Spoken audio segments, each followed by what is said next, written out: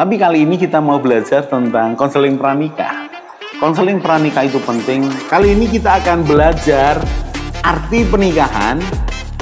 Topiknya adalah tidak ada keluarga yang sempurna. Parenting ini perlu diketahui oleh semua orang, bukan hanya orang tua. Belajarlah menjadi teman yang asik, yang ngobrol, yang menghargai. Family unboxing, membongkar keluarga.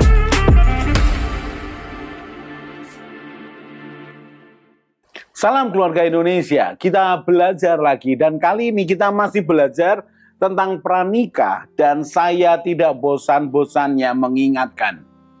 Sedini mungkin kita memberitahu kepada anak-anak kita tentang pengetahuan pranikah, maka akan lebih baik daripada mereka tidak mendapatkan pengetahuan sama sekali tentang pranikah, atau akan lebih baik diberitahukan pada anak-anak kita sedini mungkin ketika mereka baru akan menikah, baru mereka diberitahu pengetahuan ini tentang pranikah. Mengapa?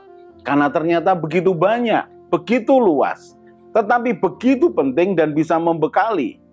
Perhatikan, mereka yang mau menikah, contoh berumur 27 dan wanitanya berumur 25. Mereka mendaftar untuk mengikuti konseling pranikah, akan ditanya, mau nikah kapan? Dan seringkali mereka lebih fokus persiapan pesta, baju pengantin, acara, siapa yang diundang. Seringkali mereka melupakan bahwa persiapan kehidupan pernikahanmu akan jauh lebih penting daripada persiapan pestamu. Pesta mau berapa lama? 2, 3 jam, 5 jam, 3, 4 hari, 7 hari. Saya mau tanya, berapa lama pernikahanmu? Sebulan, 2 bulan, 5 bulan, setahun, 2 tahun, 5 tahun, 10 tahun, 12 tahun, 15 tahun, 17 tahun, 30 tahun, 45 tahun, 50 tahun. Begitu panjang. Dan perjalanan berdua begitu panjang itu perlu dipersiapkan dengan lebih baik. Loh, kalau begitu pesta pernikahan tidak perlu. Perlu. Tapi tidak sepenting persiapan pranikah. Karena itu, kalau persiapan pranikah hanya diberikan mereka yang akan menikah, kemudian ditanyai, kamu mau menikah kapan? Saya mau menikah 4 bulan lagi. Artinya hanya 4 bulan. Dan apakah 4 bulan itu ketemu setiap hari? Enggak lah. Efektif kalau bisa bertemu setiap minggu bagus. Setiap minggu artinya 4 bulan, taruh 3,5 bulan saja. Kenapa? 2 minggu terakhir butuh persiapan untuk pernikahannya. 3,5 bulan persiapan. Atau ada beberapa hal sehingga mereka tidak bisa datang, taruh 3 bulan. 3 bulan setiap minggu berarti 4 minggu dalam sebulan, 12 kali pertemuan. Apakah dalam 12 kali pertemuan mencukupi? Beberapa anak muda mengatakan, lebih dari cukup Pak, kami tahulah, kami bisa belajar dari YouTube, kami bisa belajar dari banyak orang, nanti kalau kami punya masalah kami akan tanya. Nah, bukan cuma itu. Mengapa? Ini bukan cuma pengetahuan. Ini keterampilan yang dilatih. Mengapa? Karena kalau kamu terlatih sejak awal, maka ketika dalam proses pacaran pun, engkau bisa lakukan banyak hal untuk menambah bekal, pengetahuan, persiapan pernikahanmu. Jadi bukan hanya, mengetahui perbedaan laki perempuan. Nanti kita akan melihat perbedaan laki perempuan minimal ada berapa ini? 15 perbedaan laki dan perempuan. Persamaannya berapa? Persamaannya ini sekitar 8 persamaan pria dan wanita. Itu 15 tambah 8 sudah 20 sekian. Itu baru ngomong persamaan dan perbedaan. Belum bicara tentang bekerja sama dalam perbedaan. Oh, itulah nantilah Pak, nanti bisalah sambil jalan. Oke. Sambil jalan bisa belajar, nggak apa-apa. Kan hidupmu sendiri, pernikahanmu sendiri. Tetapi perhatikan, kalau engkau bisa menyiapkannya dengan lebih baik, bukankah itu lebih baik dilakukan? Ya, kalau saya sih hanya bisa menyarankan, kan pilihanmu sendiri. Tetapi bagi mereka yang menyiapkannya dengan baik, mereka mendapatkan begitu banyak keuntungan. Mereka tidak memiliki masalah yang bertele-tele. Mengapa? Tahu bagaimana mengatasinya. Mereka tidak perlu terjebak dalam perselisihan yang menyakitkan di antara suami istri. Mengapa? Karena sudah diajari bagaimana mengatasinya. Oke? Nah, kita akan perhatikan berikutnya. Berikutnya, persamaan pria dan wanita adalah memiliki kebutuhan, kepuasan jiwa, atau kepuasan batin. Dikatakan kepuasan jiwa, kepuasan batin, itu kepuasan secara emosional. Sama. Kalau sebelumnya kita belajar bahwa pria dan wanita memiliki kebutuhan yang sama. Kebutuhan untuk diterima, diperlakukan baik, dihargai, dihormati. Mereka punya kebutuhan yang sama. Sebelumnya kita belajar bahwa pria dan wanita memiliki kebutuhan yang sama. Nah, sekarang kita akan belajar. Ternyata pria dan wanita memiliki kepuasan jiwa, kepuasan batin yang sama.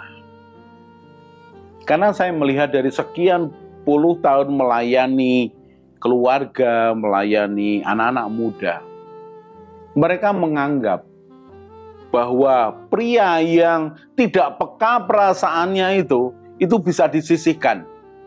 Mereka tidak memiliki yang namanya kebutuhan kepuasan batin. Karena apa? Pria banyak berpikir, banyak logika. Yang masuk logika aja itu kebutuhannya. Tidak loh. Karena pria juga membutuhkan yang namanya kepuasan emosi, kepuasan batin, walaupun bentuknya berbeda. Bentuknya berbeda. Dan perhatikan para wanita. Apakah para wanita ini hanya memiliki kepuasan batin saja? Hanya mencari kepuasan batin saja? Tidak loh. Mereka tetap membutuhkan yang namanya dihormati.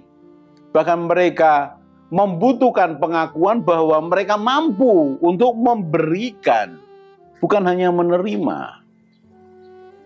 Jadi kesamaan pria dan wanita ini, mereka memiliki kebutuhan akan kepuasan batin, kepuasan jiwa, tapi juga mereka mampu memberikan kepuasan batin atau kepuasan jiwa. Kalau di antara kalian mendengarkan bahwa Pak, kalau saya mendengar istilah Bapak kepuasan batin, berarti itu kepuasan secara badani ya Pak. Kalau suami istri kepuasan secara seksual ya Pak. Oh, nggak cuma itu. Perhatikan nih. Saya ingin ajak kalian merenung. Kalau pria dikatakan memenuhi kebutuhan material dan batin istrinya, maka apa yang diberikan? Oh, kebutuhan secara fisik. Oh iya, makan, minum, pakaian, perlindungan, rasa aman diberikan. Lalu kebutuhan batin ini apa? Kebutuhan batin ini bukan masalah kebutuhan seksual. Mengapa? Karena kebutuhan seksual manusia itu pada suatu kali turun. Lebih lagi ketika tambah umur, tambah tua. Kebutuhan seksualnya turun karena kemampuan seksualnya turun. Tapi kebutuhan batin ya, kebutuhan kepuasan jiwa, bicara soal perasaan, soal hati, soal penerimaan, soal dipedulikan, soal disayangi, soal keintiman. Sehingga walaupun secara seksual tidak bisa menyenangkan, tapi mereka lebih membutuhkan kepuasan batin, emosi, keintiman. Ingat, definisi pernikahan yang pernah saya sampaikan adalah pernikahan adalah persahabatan pria dan wanita yang diikat oleh perjanjian disertai dengan keintiman seumur hidup pernikahan mereka. Keintiman ini bukan hanya bicara soal kepuasan seksual, tapi lebih kepada kepuasan emosi. Dikatakan seksual itu lebih kepada badani. Tapi kalau batiniah bukan hanya badani, tapi secara jiwa, secara emosi, secara keteduhan pikiran, secara penerimaan akan keadaan karena tidak meletup-letup lagi keinginannya. Pria dan wanita memiliki kebutuhan dan kemampuan yang sama akan kepuasan batin. Dan perhatikan ya kalian ya, yang sudah menikah sekian lama, sekian belas tahun dan memperhatikan. Ketika kamu puas secara seksual, kamu belum tentu puas secara batin. Belum tentu. Perhatikan kalimat saya. Kamu puas secara badani, belum tentu kamu puas secara batiniah. Oh, nanti kita akan bicara ketika kita bicara perbedaan pria wanita secara seksual. Jadi pria dan wanita memiliki kemampuan yang sama, kebutuhan yang sama untuk kepuasan batin. Pak, lebih gampang lagi dah. Kepuasan batin wanita adalah diterima. Pak, berarti itu kan sama dengan kebutuhan. Iya, kebutuhan yang dipenuhi akan menjadi kepuasan. Dipenuhi kebutuhannya. Wanita lebih kepada dipedulikan, diperhatikan, disayangi. Pria lebih kepada dihargai dan dihormati. Tapi kalau ketika kita bicara soal kebutuhan, oh itu lebih lagi. Berarti pria tidak perlu disayangi. Oh perlu dong, tapi lebih dihargai dan dihormati. Nah ini kepuasan batinnya. Kepuasan batin wanita beda dengan pria pada saat melakukan sesuatu. Pria lebih berorientasi kepada hasil, wanita kepada proses. Sehingga ketika membangun hubungan, wanita bertemu dengan wanita yang lain, ngobrol, ngalor ngidul, ngomong apapun, sepertinya tidak ada sesuatu hasilnya, tapi itu merupakan ekspresi jiwanya. Dia berpisah dari temannya, senang. Kenapa? Ngobrol. Coba bayangkan ketika yang bersangkutan pulang, akan ditanya kepada suaminya, "Mah dari mana?" "Oh ketemu teman ngobrol." "Lo kok lama sekali?" "Iya lama Pak, sudah lama nggak ketemu. Ini sudah hampir 3 jam loh." "Iya." Pria karena berorientasi kepada hasil akan tanya, "Emang hasilnya apa? Hasilnya apa?"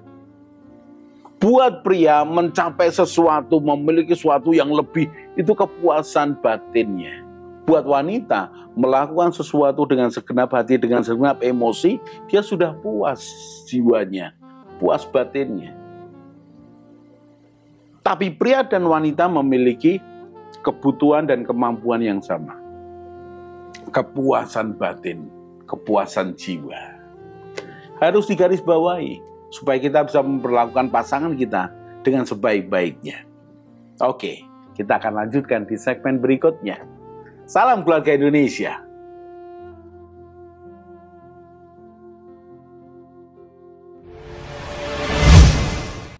Mari bergabung dalam Keluarga Indonesia dengan cara subscribe channel ini.